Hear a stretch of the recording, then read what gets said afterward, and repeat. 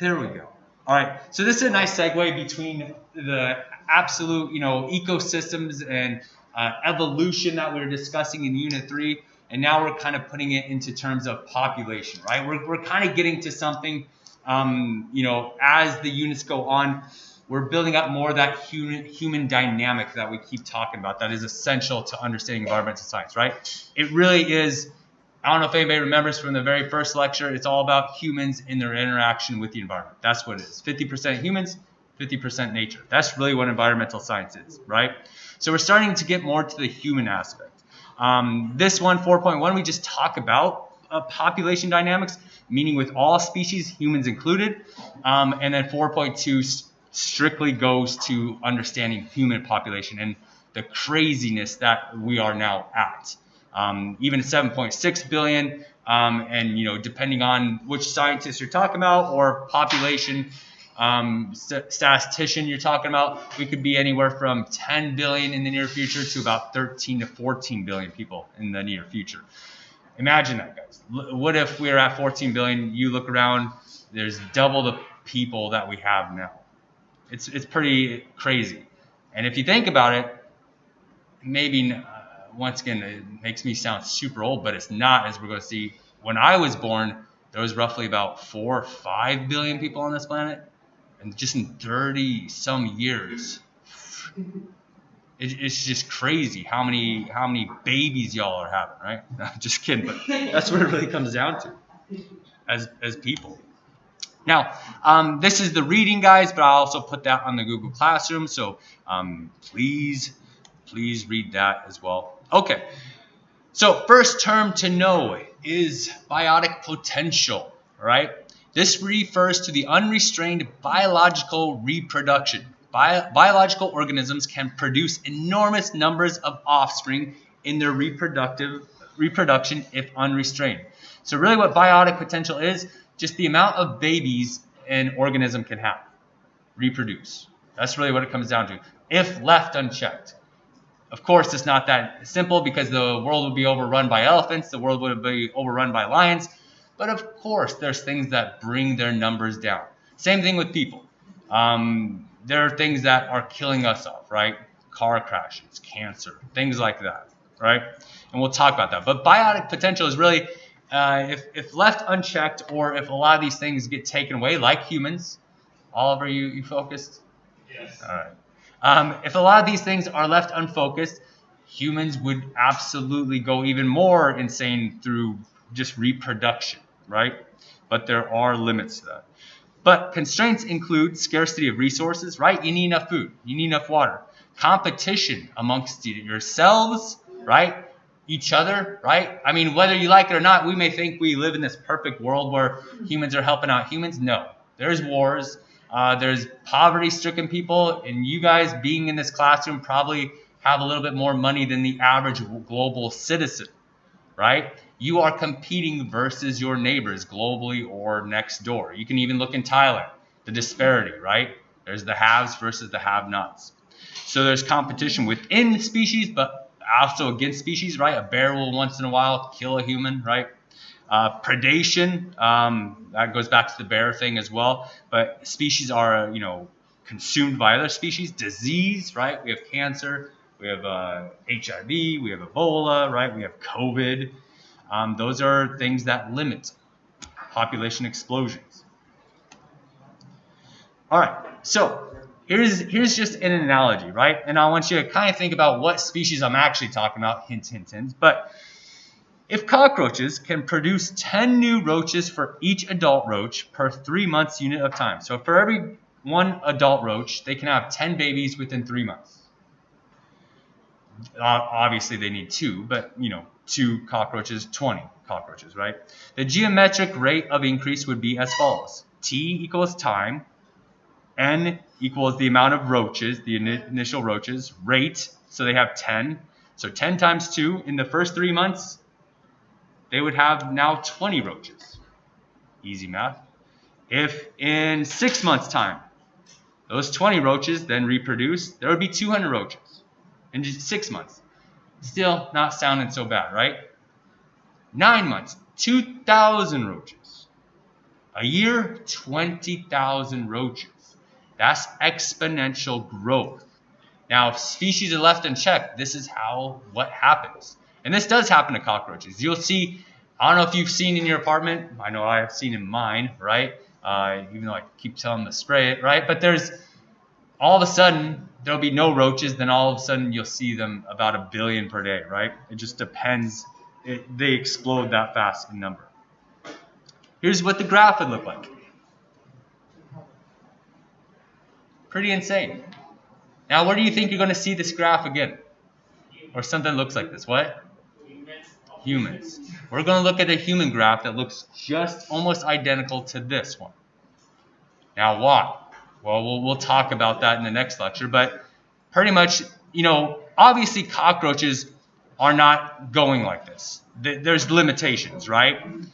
They do it, and when it comes to like mosquitoes and cockroaches, they have tons and tons of babies. But all of a sudden what you'll see is a population crash that brings them back down. Now, will there be a human population crash? That's what we're worried about, right? Will there be war? Will there be famine? You can say all you want that, we are in a stable global order. No, we are this close to the edge of tipping over, ladies and gentlemen. I mean, COVID could put it right like that, right? If COVID was more serious, it would have caused much more big havoc on human population. Manav, did you have something to add? How does the population increase like so fast? How does it increase? It's exponential growth. Just if left unchecked, so going kind of back to this, if left unchecked, if nothing keeps it down, you'll have exponential growth. And you'll kind of look at that. You'll actually do an activity now with a friend about bacteria in a bottle, which will kind of give you this idea. Now, guys, why is human population like that though? Anybody want to take a guess? Yes. Who? No more natural predators. We wiped off all the big baddies. Absolutely. What else? Hormones. Hormones. That's what gets it started. Absolutely. Vijay, what else is kept? Why would the human graph look like this? What have we done differently? Throughout history, we've been down here, and then all of a sudden, in the last century, we're here. Industrial Revolution. Industrial Revolution. Absolutely. What did that bring? More babies? No. Well, technically, but why? We're actually going to learn about all this. More food for people. Food, medicines, absolutely. Sanitation. Good. Boom, did you have something to add? Yeah, absolutely, right? When you guys get into when we actually get into the agricultural unit, which is the next unit, we'll actually learn, to be honest, of course we have starving people on this planet, but it should not be that way. We have more than enough food to feed everybody on this planet right now. That's the big misconception. It's the only problem is you have the haves versus the have-nots. Some people, like I'll throw my country underneath the bus, the Americans, right, eat way too much of their share of calories. They have a caloric surplus. And you have other countries that are at a deficit, right? So these are the problems. There's disparity. But it's competition. If you think about it, it's honestly Americans kind of in a primal way saying competing versus other nations, right? We're fatter than you. We're better than you, in a way, if you think about it. All right, so guys, this is what you're going to work on in small groups, so I don't talk too much. We will come back to the lecture, so don't get excited. You're not completely out of the woods with the lectures yet. But I want you to work on, you can work at your tables, work in groups of 3, or if you want, by yourself. I'm not going to really come down on you. But I want you to do this activity called Bacteria in a Bottle activity. This activity illustrates the concept of exponential growth using bacteria. And bacteria multiplies by division, blah, blah, blah. I'm not going to read all that, right? You'll get the hint of it in the activity. So if you can, go to Google Classroom. And as you can see, that's your assignment today. Yes, it's worth points. Everybody should get full 5 points on this. Is this one right here? I believe I put the link. I don't think I put the link. I didn't put the link. Let me redo that.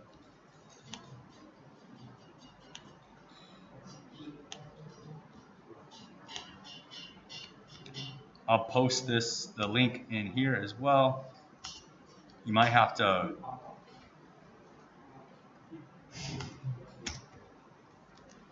I guess I could just do this.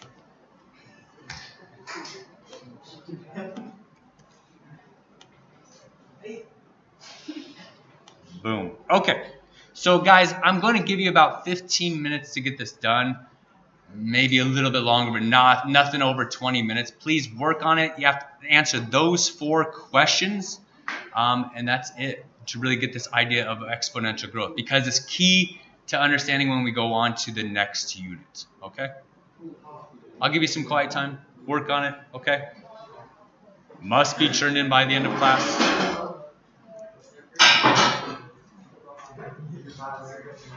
I'm going to pause the lecture video.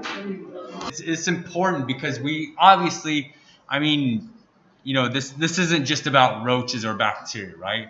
We're eventually getting to people, right? What's happening with human population. Now, what we're learning in environmental science, Mr. Brian and I have had several conversations about this. Him being a biologist, right? We both have our own aspects or beliefs in how this is going to turn out for humanity. And we'll discuss those. And there's some interesting things that I think in AP environmental science leaves out when we're talking about human population. Your generation included is a weird one, I would say, and I'll explain that. Actually, it probably started with my generation, but we'll discuss that. But when would the bottle be half full?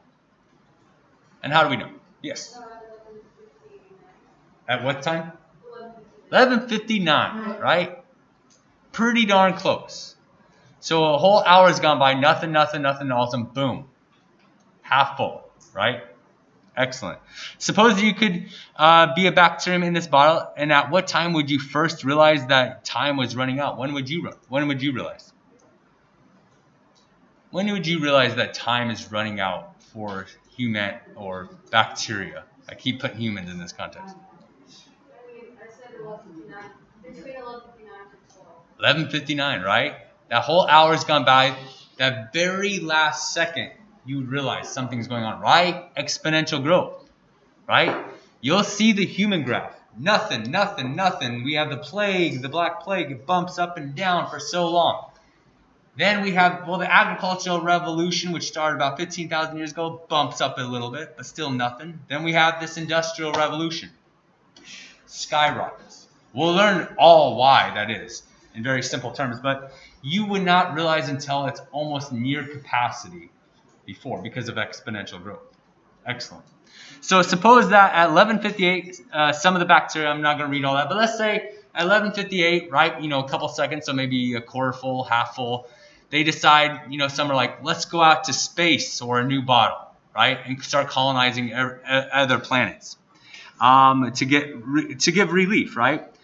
And we're moving, like, let's say Mars, Venus, Titan, right? Surely they think their space problems are over. Is that so? What? Darn tootin', right? You use those terms. But yeah, if you send off, let's say you have half a bottle full already, you break that into 4, send those off into the other places. How much time do you actually have before they fill up? Seconds, really, what it comes down to, right? Because of exponential growth, right?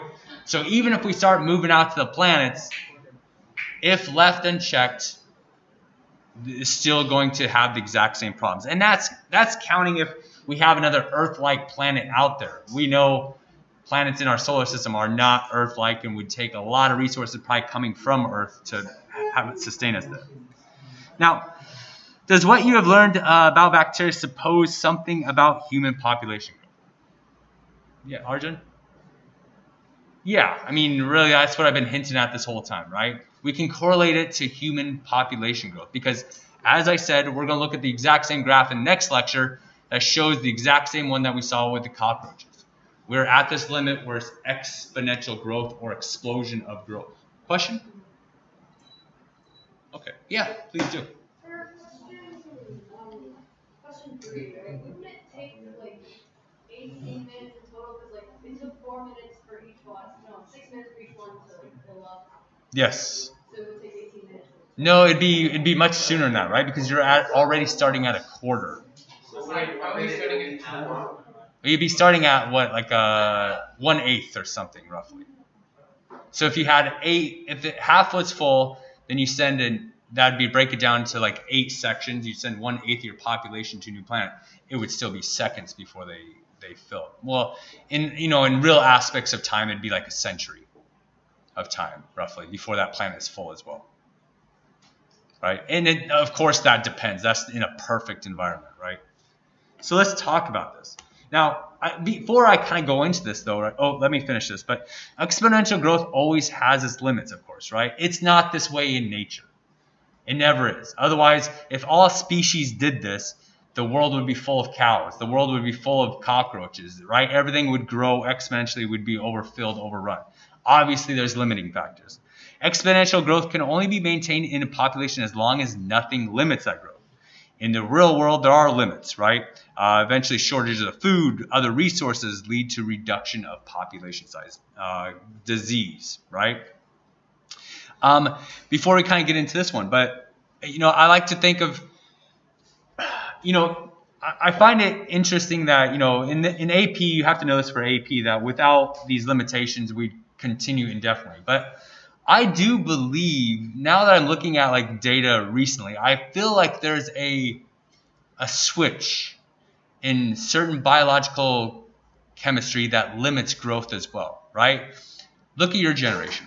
Actually, it's kind of started with my generation, the 30-year-olds roughly. We are just not having kids anymore. You definitely are not going to have kids anymore.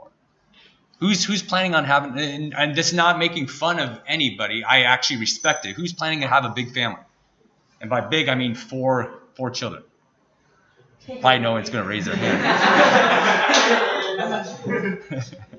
But once you start getting to university, right? Once you start seeing the whole majority of life, you guys just don't want to do it anymore. Looking at statistics, you guys actually are starting much later than my generation at reproductive things, which is weird. I'm not saying all of you, right? But overall, you guys are better than what my generation was, and my generation is so much better than the baby boomer generation, right? So I like to think that I have a feeling there's this other thing going on where you guys are honestly looking, there's obviously work commitments, there's school commitments, but I also feel that you guys are looking around and you're packed with so many people, and I think there's something in our minds that say, okay, bring down the reproduction a little bit. I think there's something like that as well, right? We can get into this whole conversation. We probably will in the next unit about like now going on to, like things like, online dating, Tinder, all those type of things, right? Facebook dating now. But there's these different things that you guys have access to. You have so much more access to it, and maybe you have so much choice that is limiting your choice, actually. Okay, so kind of moving on, but we'll talk about that more as we go on. But okay, these are 4 terms you should write down right now. These will probably pop up on a quiz or an exam, right? See, I'm giving you hints here, all right? Carrying capacity is the population of a species that can be supported in a specific area without depleting available resources. Yes? Oh, yeah, that's probably a good idea. I'll move it all the way up. OBS Studio. Sorry. Can I? Oh, jeez, I've been doing this for 2 years and never done that. Whoa, all right. Thank you. And it's still recording and everything? Everything's okay? So carrying capacity. So a given area, how much it can support of a given species. So you can do this anyway. You can say globally, how much can the globe support of humans? Or how much can the city of Bangkok support? What's the carrying capacity? It's the amount of resources available to it. Now, of course, in a perfect world, animals and humans would get to that carrying capacity and stop. They'd stop reproduction. They'd keep, this area can sustain about 1,000 of us. Let's keep it at 1,000 of us, right? Of course, it's not that way, right? Everything has what's called overshoot. All species go through it, but overshoot is when a population exceeds that carrying capacity of the environment, and deaths result from scarcity of resources. If you just don't have enough resources, you have this overshoot, and then there's a die-off event. I know you're probably thinking humans in this, right? When is humans die off going to be? It depends, and we'll talk about that. That's an interesting concept. Will we have a die off? We don't know. 3, population crash is the rapid dieback. That's the actual term for it. Population crash, rapid dieback in the population to a level below the carrying capacity. Because they take so much resources, even if carrying capacity is here, there's a great die-off that dips even below it because the environment needs to catch back up. And then this results in boom and bust when a population undergoes repeated cycles of overshoots followed by crashes. Arjun, put your phone away, please. Away. So obviously nature does not look like this, right? The wolves, oh nice, let's have enough babies. Okay, let's stop. Doesn't work that way. Most of nature looks something like this, where you have these ups and downs. Eventually, if you get to a really old growth type of forest situation where there's an ecosystem for hundreds, if not thousands of years, sometimes they really do start to level off better and better and better. But it's not always like that, right? But this is a nice little graph. If you're taking notes in like a Google Doc, I would highly recommend saving these photos, if you could, whatever. Okay, a couple more terms. I'm going to throw a lot of terms at you, actually. Logistic growth is density dependent, which means that the growth rate depends on the population density, right? It depends on how many individuals are together in a given area that will dictate how much growth there will be. If you have 1,000, let's say, so in this example, let's say we have 1,000 humans, and 1,000 humans were all packed into an area of this school. Well, obviously, the reproduction is going to be much higher. Or let's say we take those 1,000 individuals and spread them out all around the globe, and that's all of humanity. Reproduction is going to be much slower than that, right? So many density-dependent factors can influence a population, including, but when you have, what this is getting at, and when you have all your species together, packed together like we are in our cities, well, then there's many density-dependent factors can influence that population. Disease, physiological stress, and predation. So density-dependent factors intensify as population size increases. So you can have this explosion of growth, but you also have these rapid die-offs when the population is much more close together. Guys, think of the perfect example, which, you know, when I first started this AP Environmental Science, is COVID, right? We can really talk about COVID is a density-dependent factor. The more you're next to people, the more likely you're going to catch COVID, right? So that's a density. I have some family members in the middle of nowhere, United States, they weren't even stressed about COVID, right? They don't need to. They go visit, the grocery store once a week. They're my grandparents. They don't do a whole lot. They don't come in contact. They don't care. Density-independent factors may also affect population. So these are drought, fire, or other habitat destruction that affects ecosystems. So density-independent is the opposite. It really doesn't matter how packed together it's going to happen regardless. So fire will sweep through an area. Does a fire start in an area because there's a lot of humans there? No, right? It just starts wherever it starts. So it's kind of a more random type of it. So once again, density dependent are things that kill off a species because they're so packed together. Independent things, it doesn't matter how packed you are, it's going to be there regardless. I guess fire is kind of an interesting one to talk about because if you have way more humans in an area, building fires might occur more often. So you could kind of look at it like that. But we're talking about more about nature, so let's leave humans out of this one for now.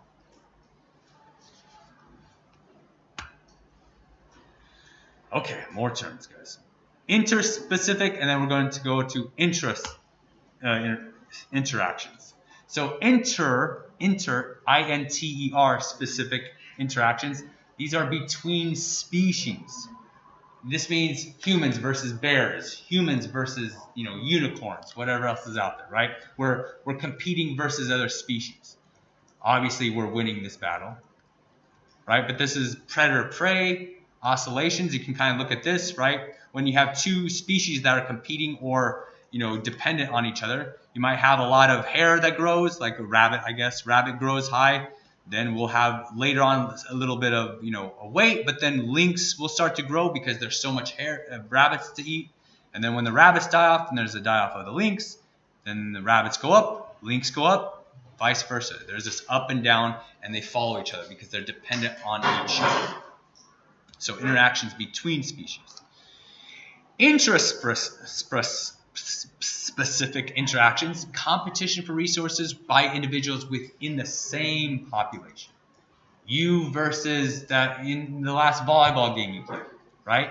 I find it interesting that humans still, instead of killing each other now, we play volleyball against each other now. If you think about it, it is a form of competition in a way, right? You're, I don't care who you are, but when you're playing a sport, or it doesn't even have to be sports, even when you're doing let's say musical instruments, you're competing against other bands. You are trying to become better than other people. This is a competition. You're trying to say, I'm better than this person, not maybe consciously, but subconsciously, right? You're trying to show that you may be a better reproductive mate in the future by whatever your talent is. So this is competition within a population. As population density approaches the carrying capacity, one or more resources becomes limited, so you're fighting. And darn right you're doing that right now. Money is a huge one. I don't know how the globe got it. Before we were fighting over food and maybe land. Now the world got you fighting over money. The better jobs. You're competing against other students in other schools about better spots in universities, so then you can get better money in the future. Even if you say it's not about money, it really is about money. This is the world we've created, right? Then we have stress-related diseases. Occur in some species when conditions become overcrowded. I think that's what's going on with humans right now. I think we are getting stress-related diseases. We can see this, right? You have a lot of people that go off into the wild and just kind of disappear. Am I boring you yet? Yes. Don't leave yet. Okay, let me see, guys. We're here. Okay, we're wrapping up nicely. Give me about 10 to 15 more minutes of your time, and I promise then we'll cut it off. Okay. I just at least want to get to the first mathematics that you have to know. They're easy formulas compared to math. Okay. Yeah, let's do it. Okay, pause. Take a stretcher. Absolutely. Yes. Yes, have 10 minutes. Yes. I have a question. Please There ask. are selected species, right? Mhm. What is a bee? What is a what? A bee? I'd say definitely are selected. But then, the babies of the bee, they get protected by the other bees in the They nest. do. I think what it comes more down to is there a specific mommy bee and daddy bee that protect those babies? No, right? It's more like it's a group thing, right? So view it kind of like that. That's a great question. And like I said, there is a lot of gray area between a K and R selected species. But just, and if you see it on my quiz or exam, I'll make it pretty blunt about, you'll know it's either or kind of thing. I won't put it in that nice little area. Okay? Yep, no problem. And that's how it is on AP.